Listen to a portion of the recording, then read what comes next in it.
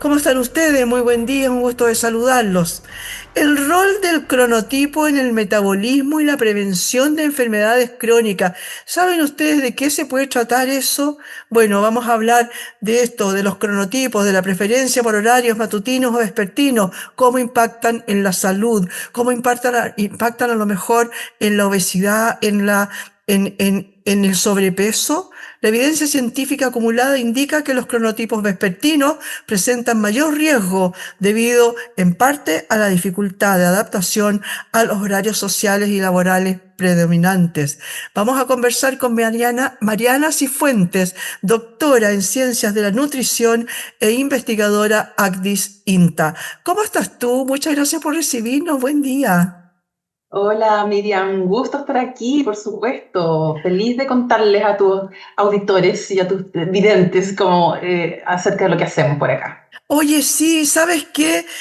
Me interesaría mucho saber porque tú eres del INTA, ¿no? Que obviamente siempre se ha dedicado al tema de la nutrición. Entonces, me gustaría saber en qué proyecto estás, porque yo supongo que ustedes llevan más de uno y que a lo mejor lo estás trabajando hace mucho tiempo, han ido descubriendo cositas. Anda contándome. Sí, bueno, nuestro interés hace bastante tiempo tiene que ver principalmente con la obesidad, que es uno de los temas nutricionales más importantes de nuestra época. Específicamente en la obesidad, pero relacionada con los problemas metabólicos que se traducen de la obesidad. Y en eso nos ha interesado hace un tiempo que no todas las personas con obesidad tienen las mismas enfermedades. Entonces hay unas personas con obesidad que son más bien metabólicamente sanas y otras personas con obesidad que en realidad se asocian a todas las enfermedades que nosotros conocemos, cardiovasculares, hipertensión, diabetes, pero no es necesariamente un sinónimo. Entonces, en eso he estado muy interesada hace bastante tiempo. Y recientemente hicimos un estudio que tenía que ver con ayuno intermitente, que es otro tema que está bastante de moda. eh, y sometimos en el fondo, a varios participantes a este ayuno intermitente. Y del ayuno intermitente, que tiene que ver con un poco el comportamiento de cómo comes, no más bien de cuánto comes, sino que a qué horas del día comes. Eso derivó en los estudios, yo viendo la literatura, lo que pasa internacionalmente, las cosas que se han visto, que era súper importante las horas del día a las que uno come.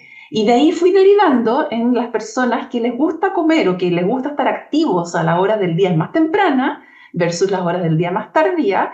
Y en eso me metí en el tema de los cronotipos, que tiene que ver con eso mismo, con el comportamiento de las personas, si son más bien alondra o que viven más bien temprano, o los tardíos o los búhos que les llaman. Y ahí empecé a derivar, pero todo está súper relacionado. Y ahí, bueno, lo que tú contabas al comienzo, que tiene que ver también con muchas implicancias en salud, esto de los cronotipos.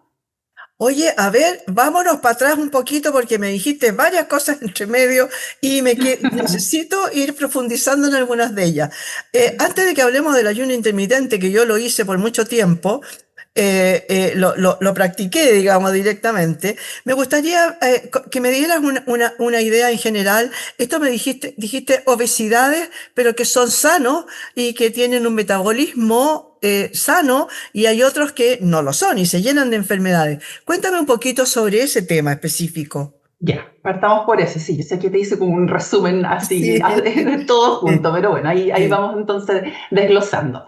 Claro, lo que pasa es que al hablar de esta obesidad metabólicamente sana, quiere decir de personas que viven con obesidad, pero que si tú te haces los exámenes de sangre, ponte tú, te salen bien el azúcar, te salen bien las grasas de la sangre y entonces convives con un peso mayor, pero tu metabolismo anda bien. Y eso, por ejemplo, se da mucho en las personas, por ejemplo, hay ciertos deportes en que se requiere una corpulencia bastante grande, por ejemplo, hay nadadoras, hay personas que levantan pesas, boxeadores, etcétera, que tienen una corpulencia que en realidad, por el cálculo tradicional que se hace de obesidad, califican como con obesidad. Pero ahí nadie les va a ir a decir que tienen problemas metabólicos si son deportistas del alto rendimiento, etcétera. Entonces, hay muchas personas que viven con obesidad, pero con sus hábitos y con su vida activa y todo, no necesariamente se acompaña de los problemas metabólicos que conocemos habitualmente.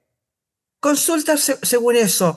A esta corpulencia, ¿tú te refieres que tienen una gran masa muscular más que cantidad de grasa? Correcto, exactamente eso, sí. Ya. Porque, claro, nosotros definimos como epidemiológicamente la obesidad en un cálculo que se hace por el peso y la talla, ¿cierto? Entonces, después de determinado número se califica como obeso o si no, con no obeso o sobrepeso, ¿ya? Pero ese número simplemente, obviamente habla solamente del peso completo y no ve, como tú bien dices, el porcentaje de grasa. Y realmente la obesidad, si tú lo defines como en la profundidad de para dónde apunta la problemática de la obesidad, tiene que ver, claro, con la cantidad de grasa corporal y también, ya yendo un poquito más allá, no solo la grasa total, sino que también dónde está esa grasa. Porque también es muy distinto si tú tienes la grasa en la guatita, que está ahí en la parte como central del cuerpo, o si tienes la grasa distribuida más bien en caderas y piernas, por ejemplo. Esa grasa es súper distinta. Y la grasa que nos preocupa más es la que está en la parte central. Esas obesidades llamadas, antes hablaban como mucho de la obesidad tipo pera o tipo manzana. No sé si te suena eso. Ya, la obesidad tipo manzana, que es la central, es la que es más preocupante en términos metabólicos. Sí, a ver, dos cositas que son casi como anecdóticas. Te quiero preguntar dos cositas. Por una parte, dicen que las personas que hacen mucho ejercicio y que tienen, por lo tanto, mucha masa muscular, cuando dejan de hacerlo, ¿no? Por ejemplo, gimnastas que dejan ya por la edad o por alguna lesión o por lo que sea, dejan de tener ese training, ¿no? Empiezan a engordar y esa masa muscular se empieza a transformar en grasita. ¿Es verdad?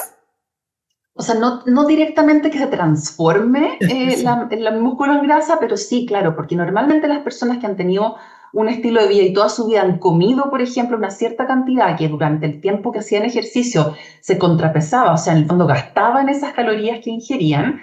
Después, si la persona deja de hacer ese ejercicio tal cual toda su vida hizo, o por mucho tiempo, y sigue comiendo tal cual, obviamente va a haber un desbalance ahí, ¿verdad? Entonces, si la persona deja de hacer ejercicio y no modifica su ingesta alimentaria o por lo menos compensa de alguna otra forma, claramente va a empezar a acumular más grasa y más peso corporal y a la vez, como deja de ejercitarse, sus músculos pueden empezar a debilitarse, cosa que también favorece todo el problema metabólico. Oye, y la segunda pregunta que también un poco como en el tono más anecdótico, más de tips, ¿no? Y es aquello de las grasas diferenciadas. Algo lo dijiste tú en algún momento. Esta grasita en la guatita, esta grasita, la llamada grasa parda o la grasa que es más blanca. ¿Es verdad eso que hay una más mala que la otra? Sí, la grasa blanca es la que estamos hablando todo el tiempo, que es la típica, que es la que acumula energía para cuando la necesitemos, ¿verdad? Esa es la grasa tradicional, la que compone un porcentaje importante de la grasa total de nuestro cuerpo. La grasa parda, eso se ha visto ya en los últimos tiempos que había unas investigaciones bien interesantes y esa grasa, en realidad, como que es difícil, o sea, cumple otra función completamente distinta, que tiene que, más que almacenar energía para cuando la necesitemos, en realidad lo que nosotros necesitábamos cuando antes, en épocas prehistóricas, en el fondo, en que no teníamos la disponibilidad de alimento y teníamos que acumular para tener las reservas para cuando no hubiera comida, ¿verdad? Hoy en día eso obviamente ya no pasa. Pero la grasa parda no tiene esa función de acumulación, sino que tiene una función más de generar calor, ¿ya? Que se llama termogénesis, generar calor. Y en nosotros los humanos adultos, esa grasa parda es prácticamente inexistente, ¿ya? Y en los animales, por ejemplo, que hibernan, esa grasa tiene un rol súper importante. En los recién nacidos también tiene muy importante, pero se va perdiendo a medida que nosotros vamos desarrollándonos.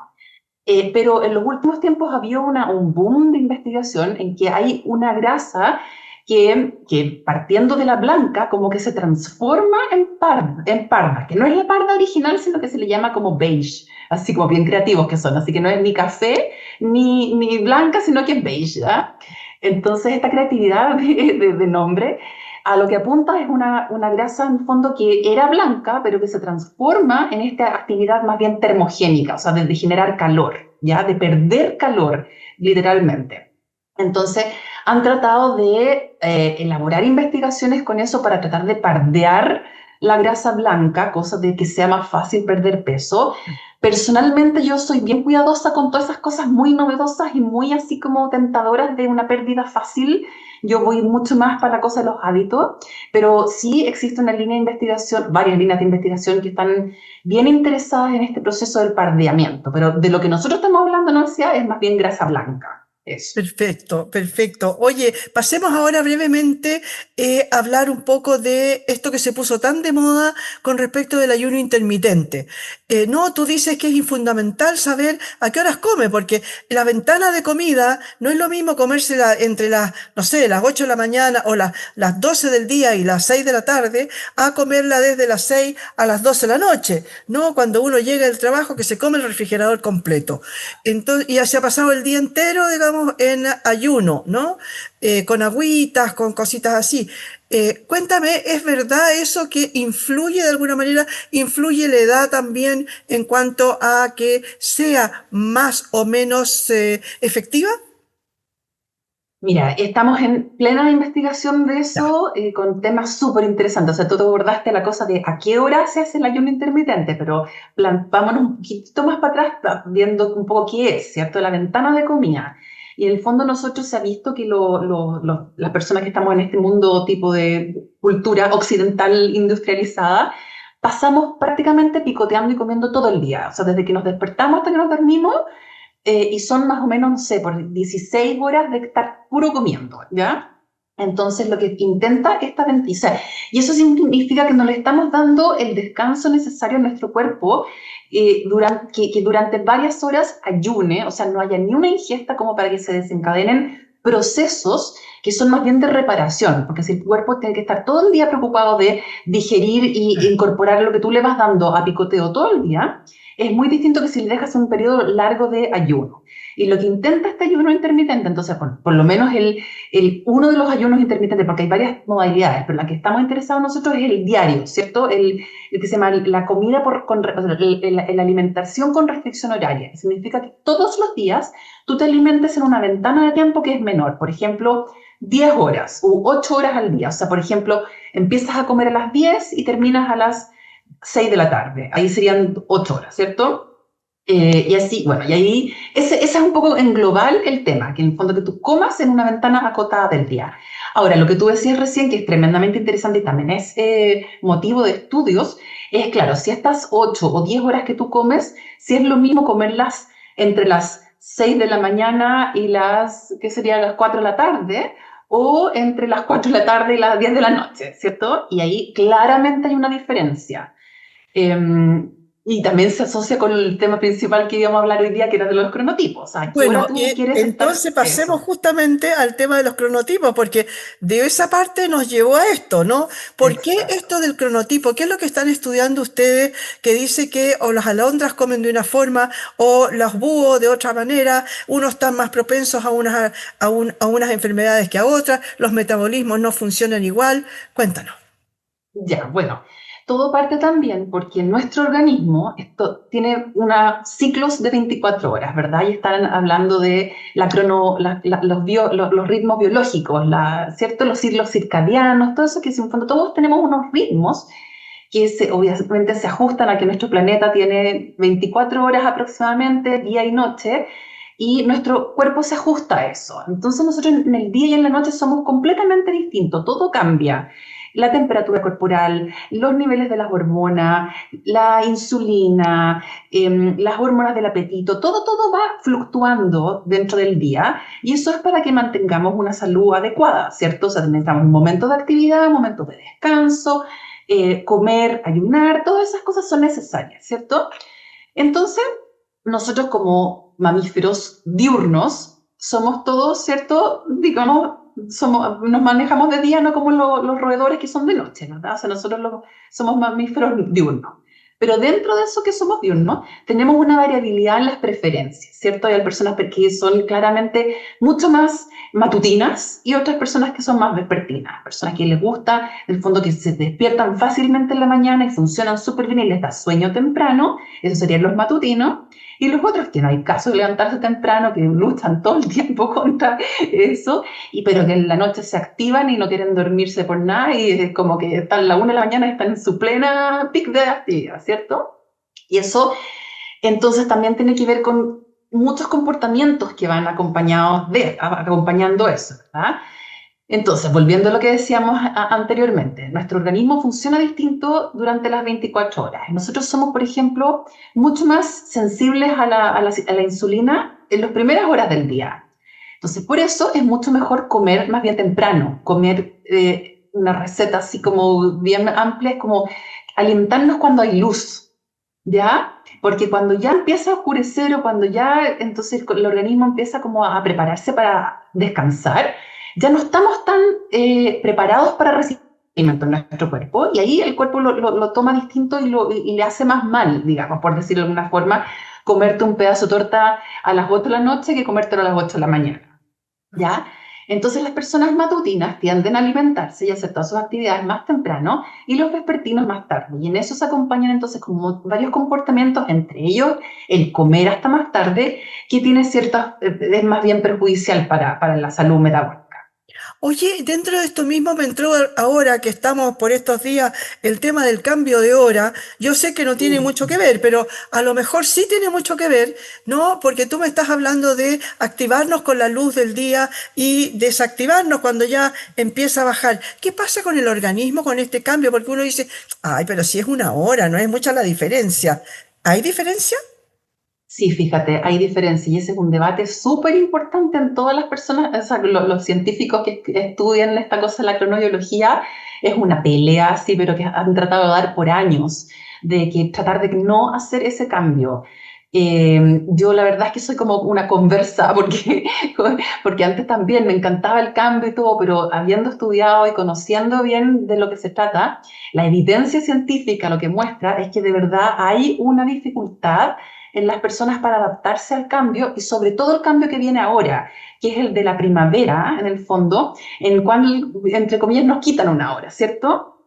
Y hay alteraciones, o sea, las investigaciones dicen que hay varios días que a uno le toma acostumbrarse al cambio de horario. Es como estos viajes transatlánticos, como a uno le cuesta mucho acostumbrarse a los nuevos horarios.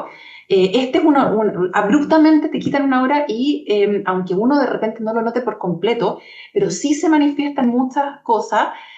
Por ejemplo, te voy a dar un ejemplo así, decían que ojalá que a los niños no les hagan pruebas en el colegio la semana siguiente al cambio de horario, porque su rendimiento cognitivo está afectado. Es un ejemplo de muchos que hay en la literatura, de, por ejemplo, más accidentes de tránsito, estadísticamente, y cosas así que en el fondo la gente anda más tonta, o sea, por decirlo de alguna forma, Claro. porque andáis con, o sea, cada vez que uno duerme menos y todo, eso afecta el sueño y afecta un montón de cosas, los horarios de alimentación, a uno se desregula y objetivamente hay una desregulación que a uno le toma varios días en adaptarse. Y un dato también interesante, también los estudios dicen que a los vespertinos les cuesta más adaptarse que a los matutinos a este cambio. Ah, o sea, como que en el fondo, más encima eso. Sí, oye, justamente yo quería volver brevemente en realidad con algo como que tú dijiste que a los vespertinos que les cuesta mucho más porque se despiertan mucho más tarde, andan peleando con las pestañas toda la mañana, no rinden por lo tanto bien. Me imagino que con el cambio de horario, así como a los chicos dices tú, ojalá no se les hiciera prueba por esos días, me imagino que la gente que maneja máquinas, por ejemplo, sobre todo máquinas peligrosas, ¿no? Intervienen de alguna manera con un peligro, no debieran tampoco ir de a poco, a lo mejor, ¿no? Habituándose a los nuevos horarios. Pero la gente, los vespertinos, que pelean, como decía yo, luchan con las pestañas todo el día, eh, quiere decir entonces que tienen graves problemas en los trabajos porque tienen que esforzarse muchísimo más para poder cumplir, ¿no es cierto? A eso a lo mejor es lo que se refería con respecto de las actividades sociales, ¿no?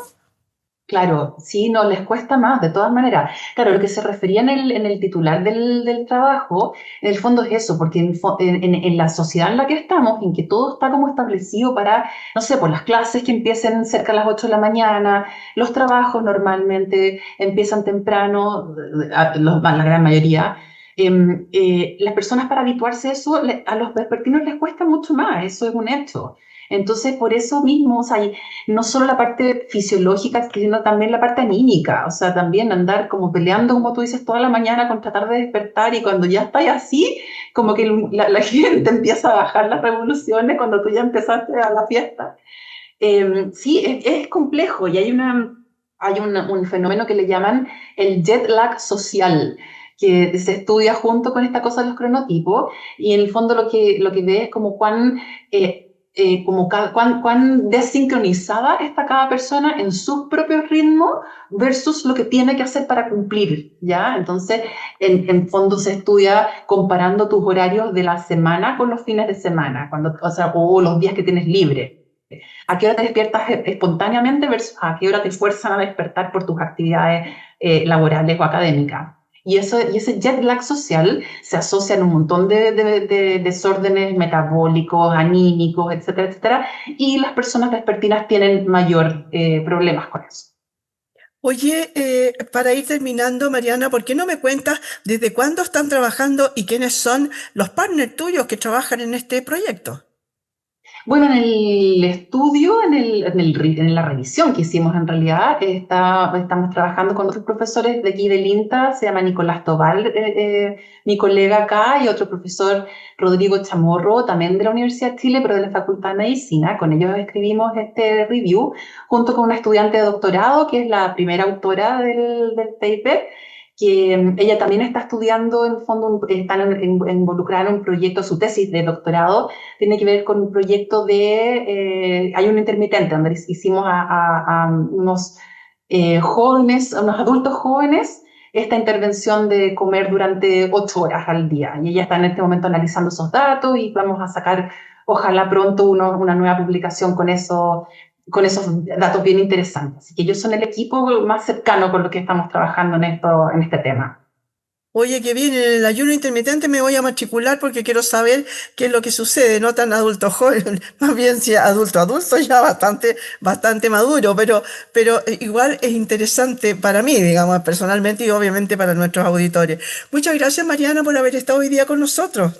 Miriam, un placer cuando quieras, así que te quedo debiendo después la historia de qué nos pasó con el ayuno intermitente, con los Por supuesto que chicos me que gusta. también, para todas las edades. Por supuesto que me gustaría saber los resultados de aquello. Muchas gracias le damos a Mariana Cifuentes, doctora en Ciencias de la Nutrición e investigadora Actis INTA. Muchas gracias, señoras y señores, por haber estado hoy día en este punto de encuentro.